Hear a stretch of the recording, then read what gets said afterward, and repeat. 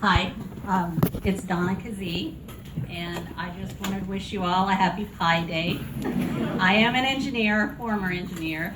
I am with Ohio Advocates for Medical Freedom, and with your permission, I'm not sure which time, I have some folders that discuss the whole reasons of conscience exemption thing. I did an extensive study of all of the things involved from 45 CFR 98, which was the block grant funding reauthorization, on up to what happened with ODE and ODJFS. I hope it'll be beneficial to everyone here.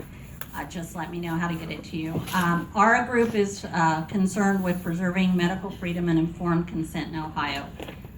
Last month, our organization was notified by a concerned parent that her child's preschool was no longer accepting reasons of conscience immunization exemptions. At first, we thought this was an error on the part of the district or a staff member, as that has happened in the past.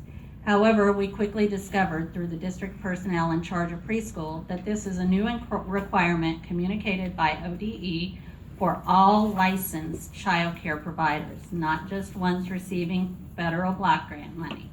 When we inquired into how this came about, we were referred to new rules through 45 CFR 98. We were told ODE's legal team had reviewed the proposed requirement changes and given the go-ahead to decline reasons of conscience exemptions, contrary to existing Ohio law. However, on February 28th, a retraction of sorts was issued, in which ODE reported that it had made an inaccurate statement in the provider memorandum, and that while the state was working with HHS to meet the new rules, reasons of conscience exemptions would be accepted. This update was provided online, but some preschools and child care providers in the state had already changed their forms and are still telling parents that those exemptions are no longer accepted or no longer allowed. I wanted to show you too, this is still in effect, the Ohio Department Early Learning and School Readiness Child Medical Statement revised 2/23/2017. That's not in our packet because we just noticed it the other day.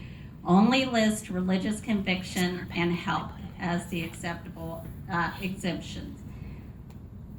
Okay, I can imagine it would be very cumbersome on individual providers to change forms, especially since they already changed them once, especially if they believe those exemptions are going to be eliminated anyway down the line. It is very stressful for parents who know the law and are being told differently by preschools.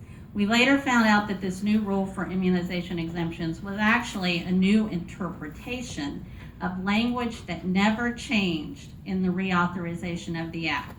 Furthermore, only one region of the United States, even though only one region was given to 4 states with exemptions other than religious and medical in one region of the United States, even though 13 other states have exemptions other than religious and medical. OAMF is working with state leaders, HHS, and national advocacy groups to investigate why this happened and to try to remove this unfair requirement. When ODE gives out incorrect information to school districts and licensed providers, it creates great stress on parents in the state who are subject to that information and just trying to comply with state law. The majority of Ohio school children are vaccinated, and a minority use exemptions for many reasons, including conscientious objections to vaccine ingredients and the idea that ostensibly healthy individuals have to be injected with something to be deemed safe to participate in school. Currently, ODE is referencing ORC 3313.671 in their requirements about preschool and child care providers. However, it is actually ORC 5104.014 that covers preschool and child care, and which Department of Job and Family Services references in their corrective action plan to Office of Child Care and HHS. There is an ambiguity when it comes to school-age children enrolled in public or private schools and participating in after-school care. On March 3rd, I asked ODE and Ohio Department of Health for clarification as to which statute covered those children, and Ohio Department of Health said ODE would have to respond. I am still awaiting a response from ODE. Finally, Ohio Advocates for Medical Freedom respectfully request that ODE and the Board of Education be very truthful, accurate, and complete in all their communications about immunization requirements and exemptions, that they require districts and providers to also be very truthful, accurate, and complete in their communications, including robocalls from nurses about immunization requirements and exemptions.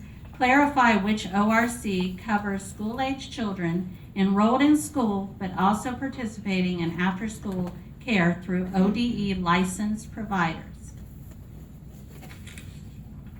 Thank you. Any questions for our guest?